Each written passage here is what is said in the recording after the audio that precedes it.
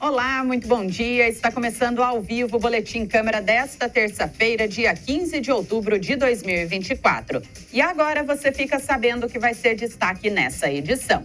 Conheça os 5 novos vereadores eleitos para a Câmara de Taubaté. Salão do Automóvel volta em 2025 ao local tradicional. OMS, investimento em vacinas pode reduzir o uso de antibióticos em 22%.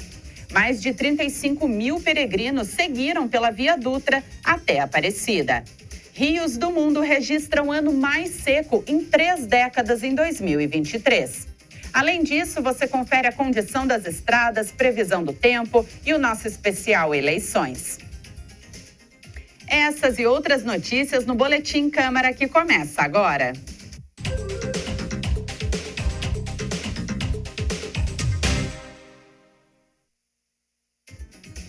Começamos o nosso boletim com uma homenagem.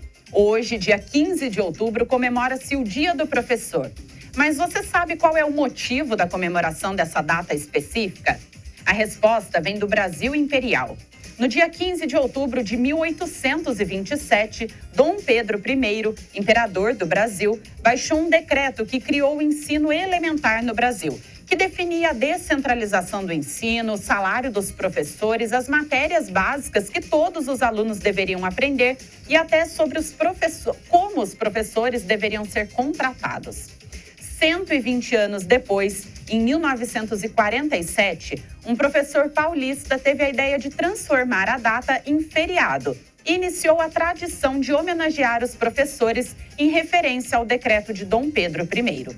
A ideia surgiu porque o período letivo do segundo semestre era muito longo. Ia de 1º de junho a 15 de dezembro, com apenas 10 dias de férias em todo esse período.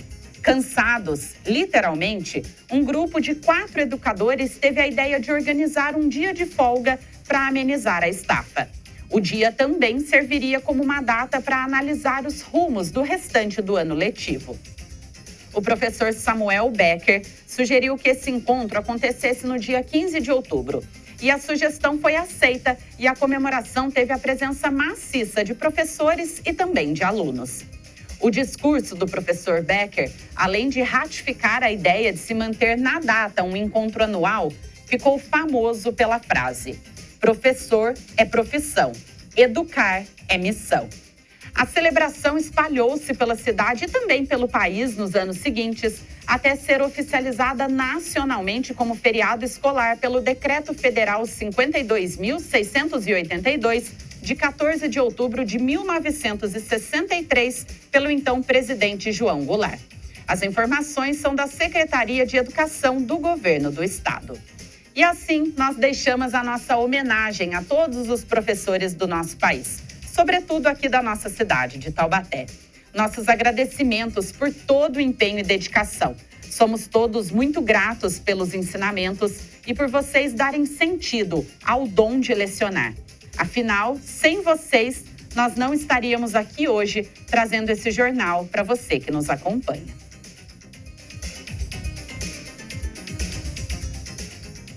E dando sequência ao nosso Boletim Câmara, 14 dos 19 vereadores eleitos para o próximo mandato foram reeleitos. E a partir do ano que vem, a Câmara terá 5 novos integrantes. Conheça um pouco mais sobre eles com a nossa estagiária Ariane Viana. 5 novos vereadores chegam à Câmara no ano que vem, somando aos 14 que foram reeleitos. Vamos falar sobre eles em ordem alfabética. Ariel Katz foi eleito pelo PDT, Partido Democrático Trabalhista, com 2.930 votos. Esta é a primeira vez que ele concorre a um cargo político. Ele é empresário e filho do ex-vereador Paulo Levi Katz. Bilili De Angelis já foi vereador por 3 mandatos, além de ter sido suplente em outros 2. O empresário foi eleito com 2.143 votos pelo PP, Partido Progressistas. Isaac do Carmo foi eleito pelo PT, Partido dos Trabalhadores, com 2.400 votos. O advogado já foi candidato a prefeito em 2012 e 2016 e também a deputado estadual em 2014. Nicola Neto é comerciante e disputou o cargo político pela primeira vez. Ele foi eleito pelo Partido Novo com 1.656 votos. A pastora Zelinda chega pelo PRD, Partido Renovação Democrática, com 1.644 votos em sua primeira iniciativa a um cargo político.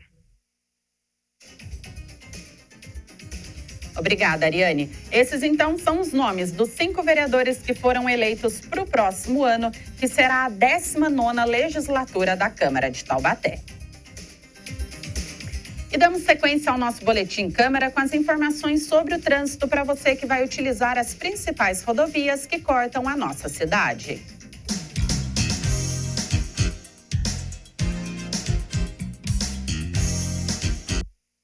Floriano Rodrigues Pinheiro, sentido Serra da Mantiqueira, registra um movimento um pouco mais intenso nos 2 sentidos da estrada, principalmente em razão de veículos pesados. Não há congestionamento e a visibilidade é boa. Rodovia Oswaldo Cruz, sentido Litoral Norte, não há registro de lentidão e segue com pouco movimento. Essas informações são do DR, que é o Departamento de Estradas e Rodagem. Já a rodovia Presidente Dutra tem um ponto de lentidão apenas na altura de São José dos Campos, no quilômetro 139, em Eugênio de Melo, em razão do excesso de veículos na estrada. O restante da viagem segue tranquila. Temos imagens também da rodovia Presidente Dutra. Esse é o trecho de Taubaté, no quilômetro 110. Bastante movimento nos 2 sentidos da pista, um pouco mais intenso para quem vai direção ao Rio de Janeiro. Essas imagens e as informações são da CCR Nova Dutra, a empresa que administra a rodovia. 14 dos 19 vereadores eleitos para o próximo mandato foram reeleitos. E a nossa estagiária Isabela Vieira traz as informações. 14 vereadores foram reeleitos e devem continuar na Câmara no ano que vem. 5 deles estão por aqui há apenas um mandato. O vereador Alberto Barreto, atual presidente da Câmara, reeleito pelo PRD, Partido da Renovação Democrática. O vereador Moisés Pirulito, reeleito pelo PL, Partido Liberal. O vereador Professor Edson, que foi reeleito pelo PSD, Partido Social Democrático. O vereador Richardson da Padaria, reeleito pelo Partido União. E a vereadora Thalita Cadeirante, reeleita pelo PSB, Partido Socialista Brasileiro. Outros 5 vereadores estão na Câmara há 2 mandatos sucessivos. O vereador Boanerges, que foi reeleito pelo Partido União, o vereador Gessé Silva, reeleito pelo Partido Podemos, o vereador João Henrique Dentinho, reeleito pelo PP, Partido Progressistas, o vereador Rodson Lima Bob, reeleito pelo PRD, Partido da Renovação Democrática, e a vereadora Vivi da Rádio, reeleita pelo Partido Republicanos. Os últimos 4 vereadores dessa lista estão na Câmara há mais tempo, por 3 mandatos sucessivos. São eles: o vereador Douglas Carbone, reeleito pelo Partido Solidariedade, o vereador Diego Fonseca, reeleito pelo PL, Partido Liberal, o vereador Nunes Coelho, reeleito pelo Partido Republicanos, e o vereador Neneca Luiz Henrique, reeleito pelo PDT, Partido Democrático Trabalhista. Obrigada, Isabela. E na edição de amanhã, a gente ainda volta a conversar sobre esse assunto com mais detalhes sobre o perfil dos vereadores aqui de Taubaté. E o Ministério de Minas e Energia vai se reunir com a equipe técnica hoje para decidir sobre a adoção do horário de verão no Brasil ainda esse ano. O ministro Alexandre Silveira destacou que o horário de verão é uma política pública aplicada mundialmente e não deve ser tratado como uma questão ideológica.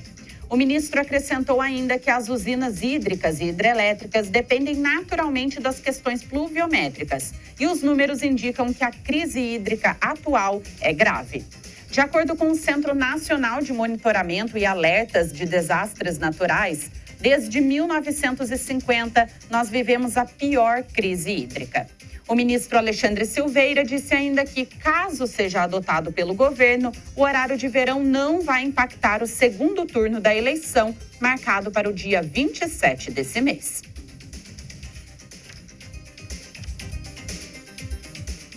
Sete anos depois da sua última edição, o tradicional Salão do Automóvel de São Paulo acaba de ter a sua data confirmada. O repórter Lucas Levin traz mais informações.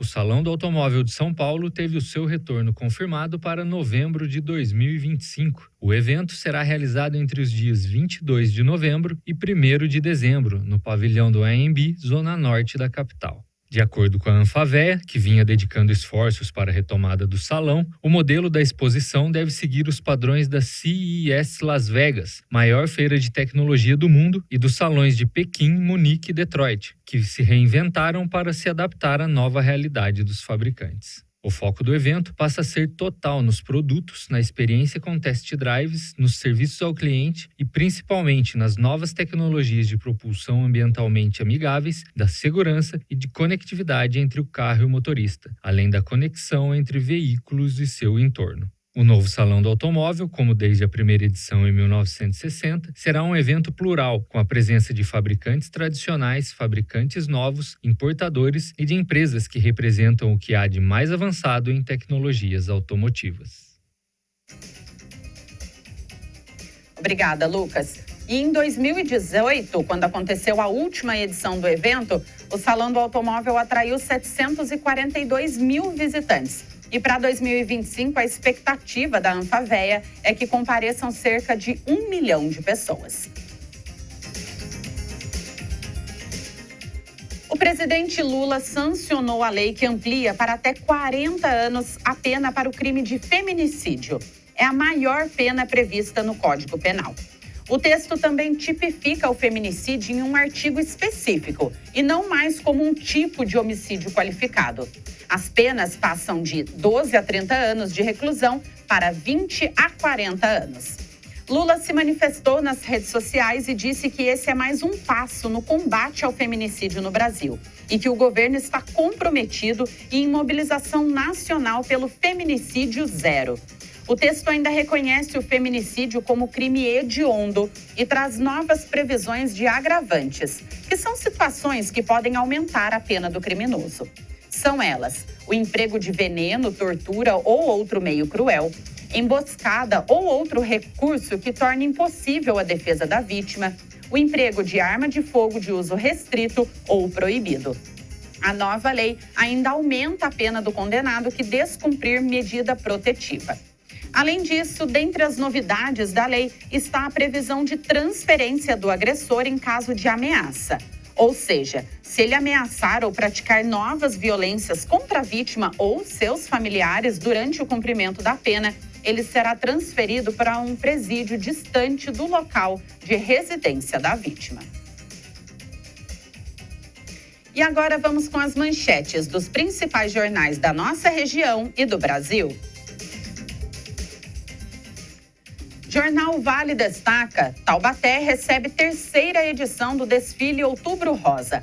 O objetivo do projeto Lenço Azul é reforçar a importância da conscientização sobre o câncer de mama e a luta das pacientes que enfrentam essa doença. Portal G1 destaca: BNDES vai financiar 500 milhões de reais para a Embraer instalar fábrica do carro voador em Taubaté. Após fases de testes e certificação, a expectativa é iniciar a operação com os eVTOLs, popularmente chamados de carros voadores, em 2026. eVTOL é uma sigla em inglês que significa veículo elétrico de pouso de decolagem vertical. No cenário nacional, o jornal Folha de São Paulo destaca: professor no Brasil enfrenta instabilidade enquanto ainda busca valorização. País não avançou na melhoria salarial para seus 2.400.000 docentes do ensino básico, que era uma das metas da década. E por fim, CNN Brasil traz como manchete: Pix terá novas regras para prevenir fraudes a partir de novembro. Uma das principais mudanças será o limite de R$ 200 por transação para dispositivos não cadastrados pelos clientes. O objetivo é dificultar o tipo de fraude em que o agente malicioso consegue, por meio de roubo ou de engenharia social, as credenciais, como login e senha dos clientes. De acordo com a Organização Mundial da Saúde, o investimento em vacinas poderia reduzir o uso de antibióticos em até 22%. A repórter Tânia Vinhas traz as informações que foram divulgadas pela Agência Brasil. A OMS fez o alerta. Um melhor uso de vacinas poderia reduzir o uso de antibióticos em 22% ao ano em todo o mundo. O cálculo levou em conta vacinas que combatem 24 patógenos, incluindo vírus, bactérias e parasitas. Se forem bem utilizadas, isso pode representar cerca de 2,5 bilhões de doses diárias de antibióticos a menos. A entidade explica que algumas dessas vacinas já estão disponíveis, mas são subutilizadas, enquanto outras, ainda em fase de estudos, teriam que ser concluídas e colocadas no mercado o mais rápido possível. As vacinas são uma parte essencial para prevenir infecções, reduzir o uso excessivo de antimicrobianos e retardar o aparecimento e a propagação de doenças resistentes a medicamentos.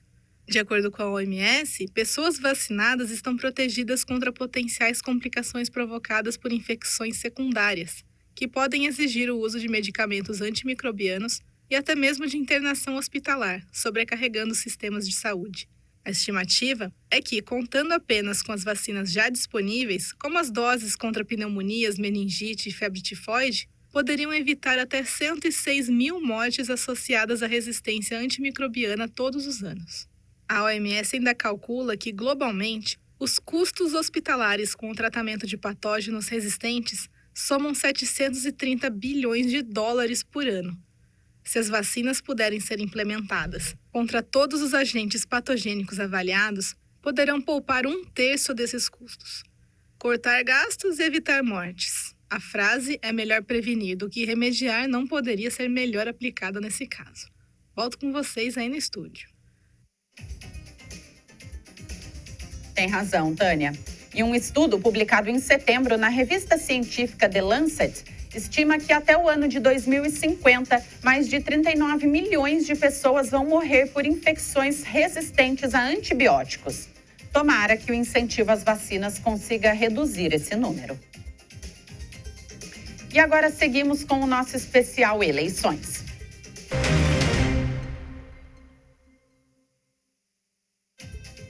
Um relatório preliminar divulgado pela Missão de Observação Eleitoral da Organização dos Estados Americanos parabenizou a realização das eleições municipais no dia 6 de outubro e destacou o trabalho do Tribunal Superior Eleitoral e dos tribunais regionais eleitorais na organização bem-sucedida do pleito.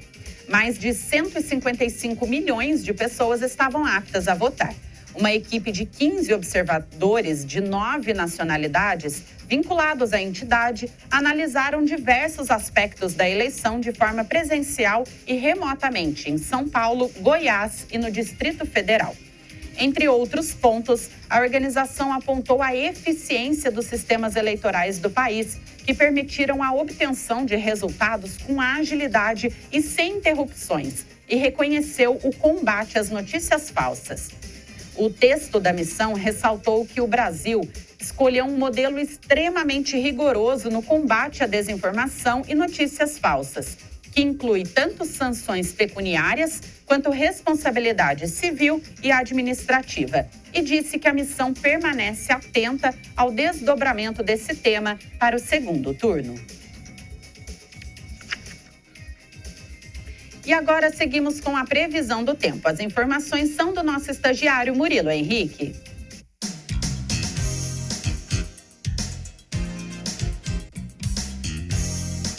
Nessa terça-feira, Taubaté vai ter um dia de sol com muitas nuvens. A possibilidade de chuva é de 12%. As temperaturas podem variar entre 16 e 19 graus. Os ventos podem chegar a 8 km por hora e a umidade do ar a 46%. A qualidade do ar é boa e o índice de raios UV é extremo. O sol se põe às 6h06 da tarde. As informações são da Climatempo Meteorologia.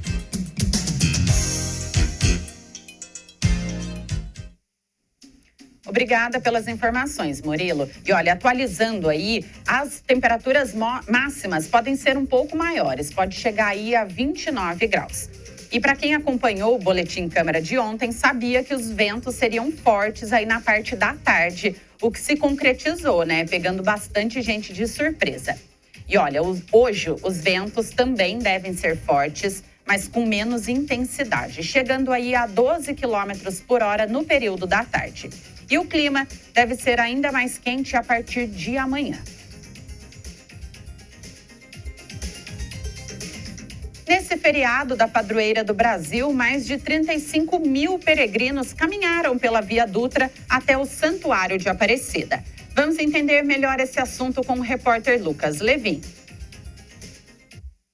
Os números da Polícia Rodoviária Federal indicam que, do dia 5 de outubro até a meia-noite do sábado, dia 12, 35.800 peregrinos passaram pela rodovia Presidente Dutra em direção à Basílica Nacional de Aparecida. A direção do santuário informou que cerca de 117 mil devotos passaram pela Basílica somente no sábado. E no domingo, milhares de fiéis continuaram seguindo para as celebrações que aconteceram até o fim do dia. Mas, infelizmente, a semana de peregrinação na Via Dutra foi marcada por 8 atropelamentos, dos quais 4 resultaram na morte de peregrinos. Os 2 primeiros acidentes fatais aconteceram na noite do dia 8, terça-feira, o terceiro na madrugada do dia 11 e o mais recente na madrugada do sábado, dia da padroeira. O número oficial de fiéis que celebraram a festa da padroeira será divulgado nos próximos dias e a PRF aguarda o balanço final para encerrar oficialmente a Operação Santuário Nacional 2024.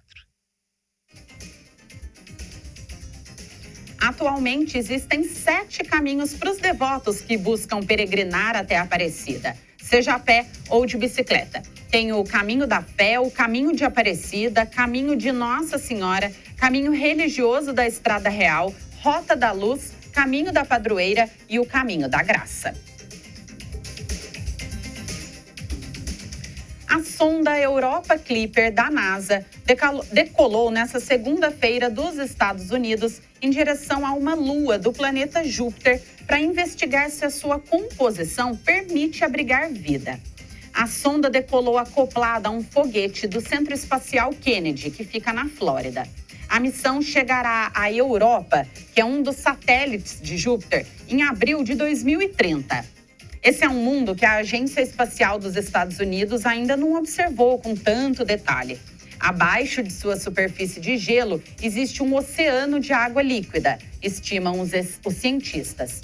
A missão não vai buscar diretamente sinais de vida, mas vai tentar responder à questão da sua habitabilidade.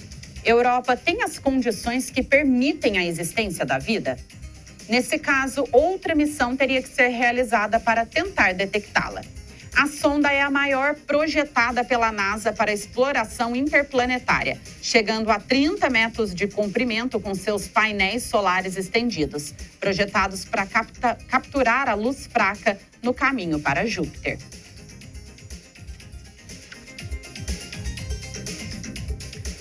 O relatório Estado dos Recursos Hídricos Globais da Organização Meteorológica Mundial apontou que rios do mundo todo tiveram o ano mais seco em 3 décadas. A repórter Tânia Vinhas explica melhor essa informação.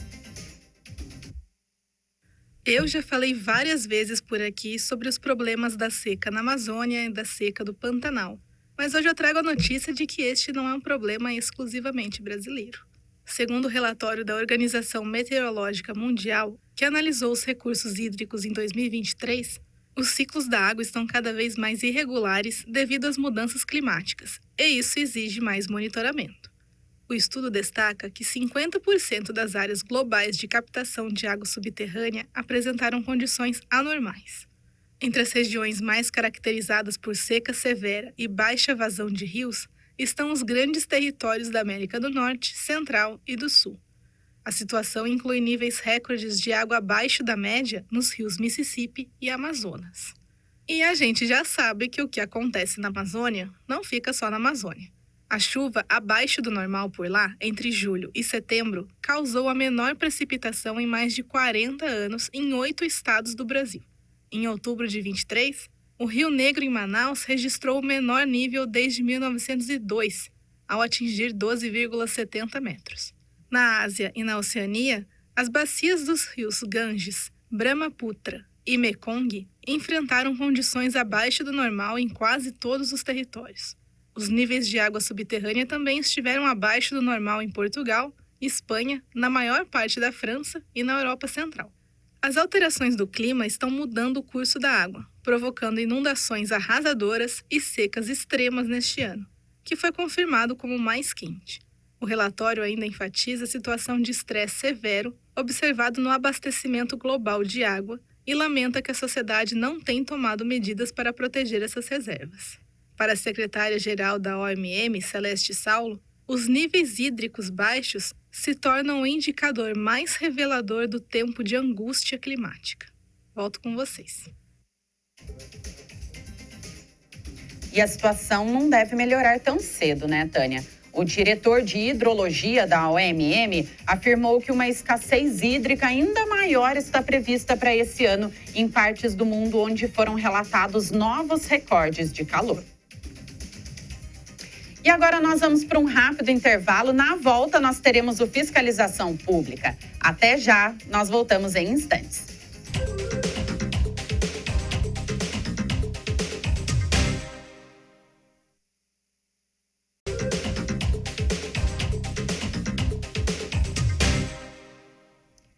E assim nós encerramos a nossa edição do Boletim Câmara de hoje. Essa foi a edição desta terça-feira, dia 15 de outubro. Eu agradeço a sua companhia e retorno amanhã com mais notícias para você aqui na TV Câmara Taubaté. Tenham todos um ótimo dia e até mais.